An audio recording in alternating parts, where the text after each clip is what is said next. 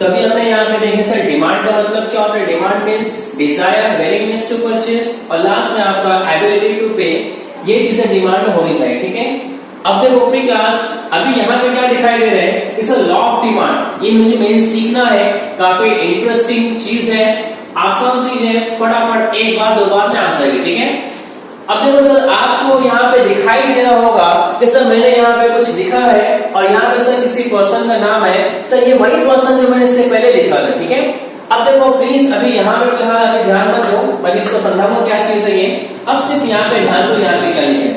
Doctor Alfred Marshall यहाँ पे क्या करता है, एक्सप्लेन करता है लॉ ऑफ डिमांड को। अब देखो सर लॉ ऑफ डिमांड क्या होता है, क्या नहीं होता है, आसान चीज है प्री क्लास। अब सिर्फ यहाँ पे ध्यान दो, देखो other things being equal or constant। अब देखो सबसे पहले मैं यहाँ पे क्या करता हूँ, मैं इस लाइन में यहाँ पे इस तरह से टिक मार्क कर देता हूँ, मैं इसको यहाँ पे इस तरह से मैं यहाँ पे अंडरलाइन कर दिया है। अब देखो सर ये जो मेरे पास लॉ है, डेफिनेशन है, यहाँ पे सिंपल क्या बोल रहा है, अदर थिंग्स बीइंग इक्वल और कांस्टेंट। ये सबसे इंपॉर्टेंट चीज है। या मैं ऐसा बोल दूंगा कि सर ये पूरा का पूरा बॉडी है और ये इसका हार्ट है, ये इसका दिल है। यानी अगर ये लाइन आप नहीं लिखोगे तो आपको एग्जाम में मार्क्स नहीं मिलेंगे, बिकॉज के इसी लाइन के ऊपर आपका पूरा लॉ ऑफ डिमांड एप्लीकेबल करता है। सर ये जो हमारे जो इकोनॉमिक्स होते हैं ना, बहुत दिमाग चलाते हैं, वहां पे कुछ असम्पशन लेकर आ जाएंगे, कुछ कंडीशन लेकर आ जाएंगे, तो ये हमारे पास कंडीशन है। अदर थिंग्स बीइंग इक्वल और कांस्टेंट, कि हर चीज कांस्टेंट होना चाहिए सिर्फ प्राइस को छोड़कर, बाकी हर चीज कांस्टेंट, इक्वल, सेम होना चाहिए, तब जाके सर ये आपको लॉ ऑफ डिमांड एप्लीकेबल करेगा। अब देखते हैं इसने यहाँ पे क्या एक्सप्लेन किया है। अदर थिंग्स बीइंग इक्वल और constant if price of commodity increases, अगर सर कमोडिटी की प्राइस बढ़ती है demand falls, and if the price of commodity decreases demand rises. Sir आपने क्या बोला, मैंने क्या पढ़ा, मुझे भी नहीं समझा, आपको भी नहीं समझा, ठीक है। अब देखो थोड़ा सा प्रैक्टिकली सोचो, प्रैक्टिकली सोचने पर कॉन्सेप्ट फटाफट आ जाएंगे, ठीक है। अब देखो सिंपल मैं एग्जांपल लेता हूं, एक एप्पल की, एक सेब की। मैंने देखो यहाँ पे एग्जांपल लिया है एप्पल, ठीक है। एप्पल की एग्जांपल लेता हूं मैं अपनी क्लास, बहुत इत्मीनान से देखो। अब देखो अगर मैं सर आपको ऐसे बोल रहा हूं कि सर कि हमारे पास जो sir 1 kg, sir 1 kilo Apple का जो भाव है सर यहाँ पे कितने है सर, 50 रुपए का सर यहाँ हमारे पास 1 किलो एप्पल 1 kg से आपको यहाँ मिलने वाला है। अरे क्या बात कर रहे हो सर यहाँ पे सेब का भाव सर यहाँ पे गिर गया, मतलब सर सेब की यहाँ पर प्राइस ज्यादा एकदम है सर, यहाँ पर सर प्राइस कम है। अब कहने का मतलब ये हुआ सर, अगर सेब का भाव सर गिर गया 50 रुपया हो गया, या सर आपका 50 से सर यहाँ पे 40 हो गया, या सर और भाव गिरा सर 40 से आपका 30 हो गया, तो कहने का मतलब ये हुआ सर कि जैसे जैसे आपकी प्राइस सर कम होती जाएगी, when the price decreases, कि सर लोग यहाँ पे परचेस करते जाएंगे, सर कोई 2 किलो ले रहे हैं, कोई 4 किलो, कोई 6 kilo.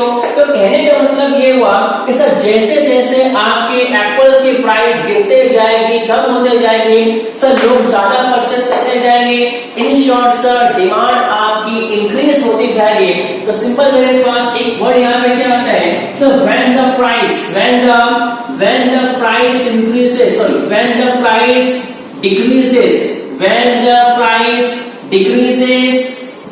demand increases first sentence, ठीक है। सेकंड बात करते हैं।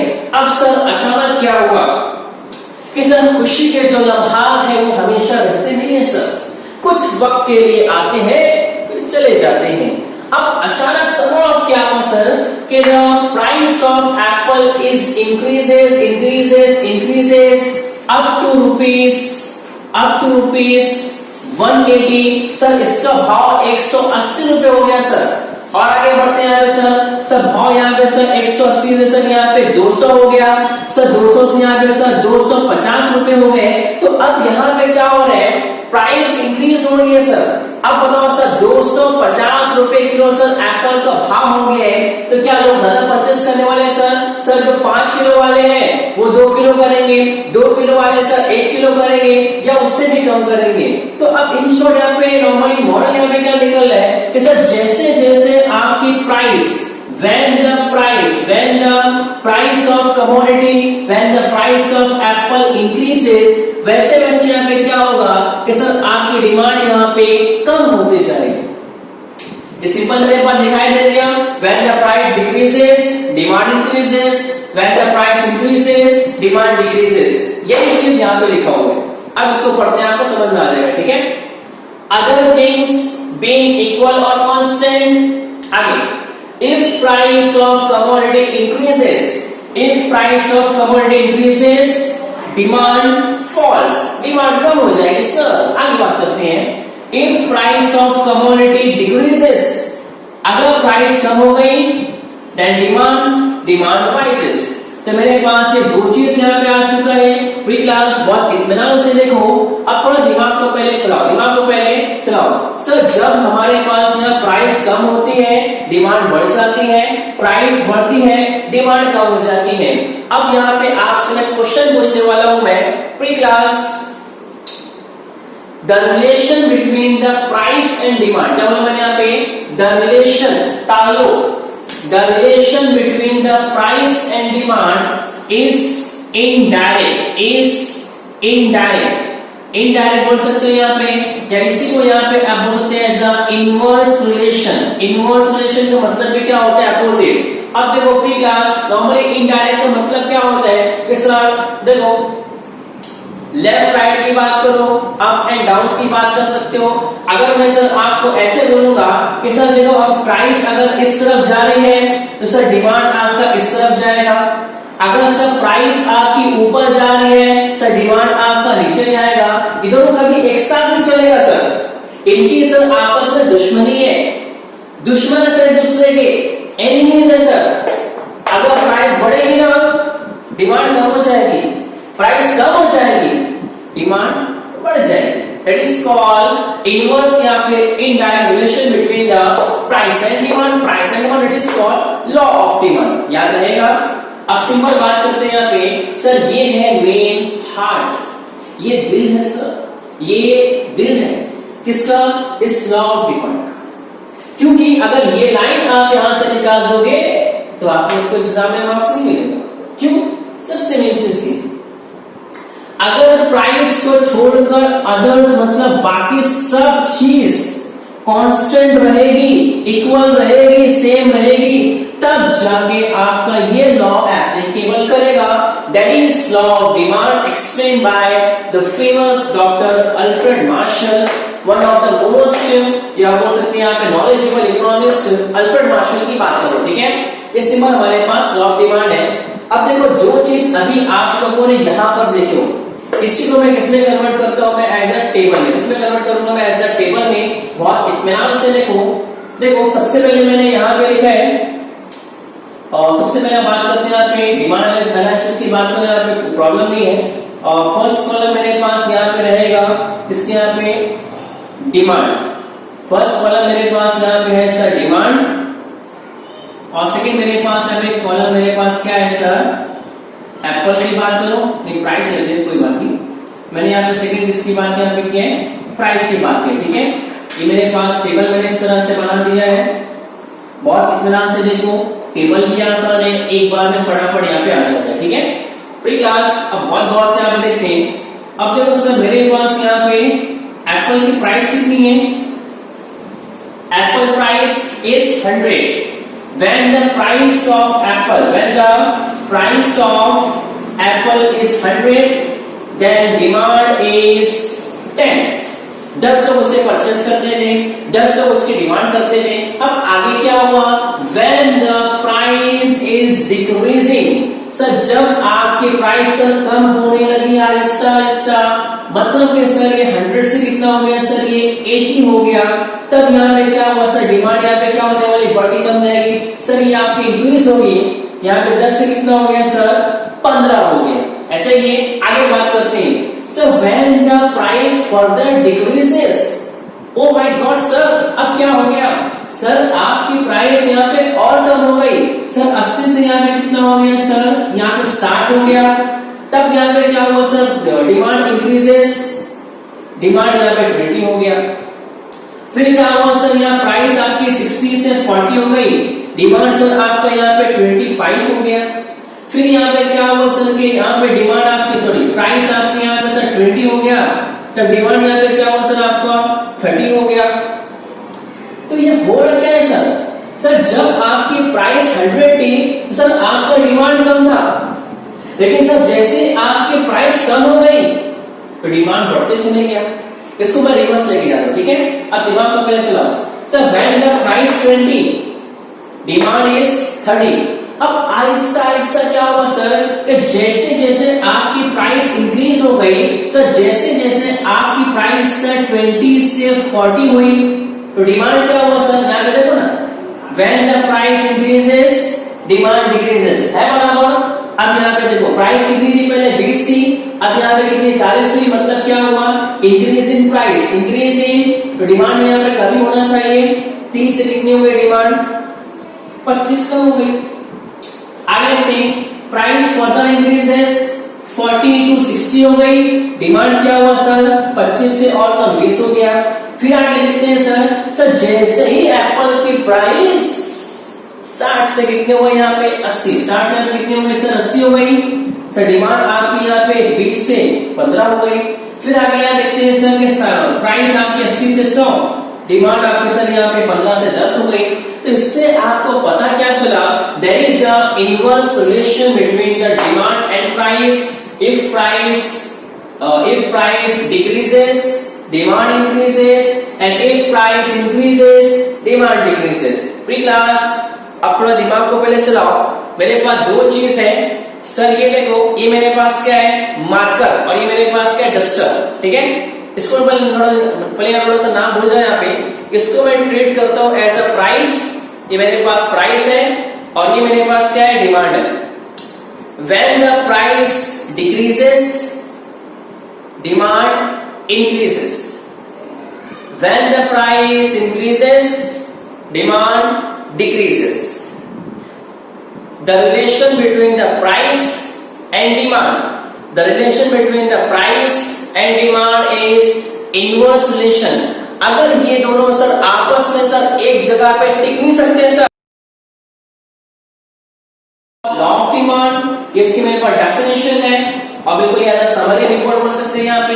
और सर ये है आपका एक सिंपल सा टेबल। अब देखो प्लीज ये लगे तो इन सबसे जगह पे नॉर्मल स्क्रीनशॉट ले सकते हो। अब देखो जो टेबल मेरे पास अभी दिखाई दे रहा है, मैं इस पर बनाऊंगा एक ग्राफ, आसान सा ग्राफ बनाएंगे, फटाफट यहाँ पे हो जाएगा, ठीक है ठीक है। अब देखो जो मेरे पास टेबल यहाँ पे दिखाई दे रहा है, हम यहाँ पे बनाएंगे एक सिंपल से ग्राफ बनाएंगे। इसको पहले हम मिटा देते हैं इस तरह से। पूरी क्लास आसान सी ग्राफ है, फटाफट आपको हो जाएगी। इधर सबसे पहले बात करते हैं कि हमारे पास एक इस तरह से हमारे पास एक ग्राफ है। देखो प्लीज ग्राफ बहुत अच्छे से बनाओ। एक्स एक्सिस, वाई एक्सिस 0, मैंने यहां पे लिया है डिमांड, ब्रैकेट में यहां पे ऐसे दिखा दूंगा जैसे एप्पल की बात कर रहे हैं यहाँ पे, और सर मैंने वाई एक्सिस पे लिया है प्राइस, ठीक है। प्री क्लास बहुत इत्मीनान से देखो, ये बस सिंपल सी ग्राफ है। अब सर ये देखो जो टेबल यहाँ पे दिखाई है इसको मुझे किसमें कन्वर्ट करना है, ग्राफ में कन्वर्ट करना है। बहुत इत्मीनान से देखो। अब मुझे बताओ कि सर डिमांड स्टार्ट कहां से हुआ है 10 से और एंड कहां पे हुआ 30 पे हुआ। प्राइस स्टार्ट कहां से हुई है 20 और एंड कहां पे 100 पे। सबसे पहले हमें डिमांड की बात करते हैं 10, 15, 20, 25, 30 यहाँ पे ले लेते हैं। डिमांड की बात करते हैं हम सबसे पहले 10, 15, 20, 25 और लास्ट में आपका 30। आगे बात करते हैं प्राइस, स्टार्ट 20 से एंड 100।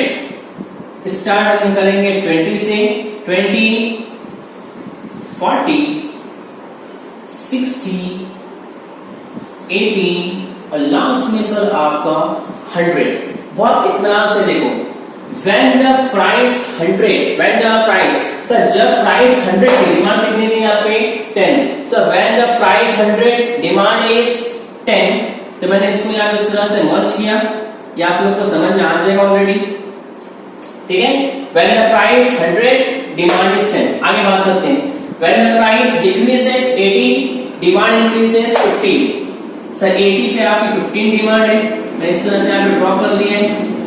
नेक्स्ट 60 पे 20 है, 60 पे 20, नेक्स्ट 40 प्राइस पे 25 डिमांड है, 40 पे 25 और लास्ट में क्या हुआ कि सर लास्ट में प्राइस बहुत कम हो गई और डिमांड सर आपकी बहुत ज्यादा हाई थी, 20 पे सर आपकी 25 ये आपके पास डिमांड है। इत्मीनान से यहाँ पे क्या साथ मेरे पास ये पॉइंट दिखाई दे रहे हैं, सारे पॉइंट को आपस में यहाँ पे मिला लो इस तरह से, ठीक है। मेरे पास एक लाइन आ गई है, मैंने इसमें यहाँ पे नाम दिया है डी एंड डी। सर मेरे पास यहाँ पे डी डी क्या है class, D D is the demand graph और नको sir D D is the demand curve, D D is the demand curve. Sir ये आपका डिमांड कर्व है।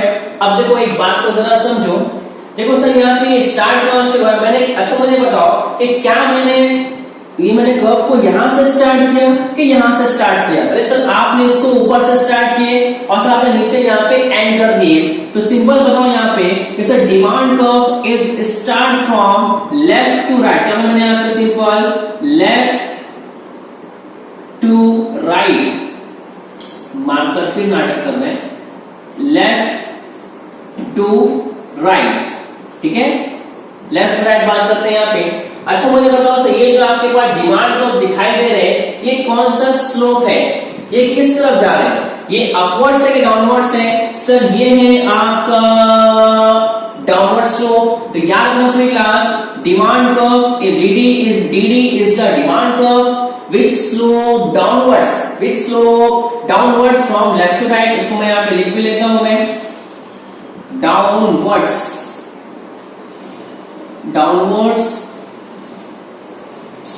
slope याद रहेगा अपनी क्लास।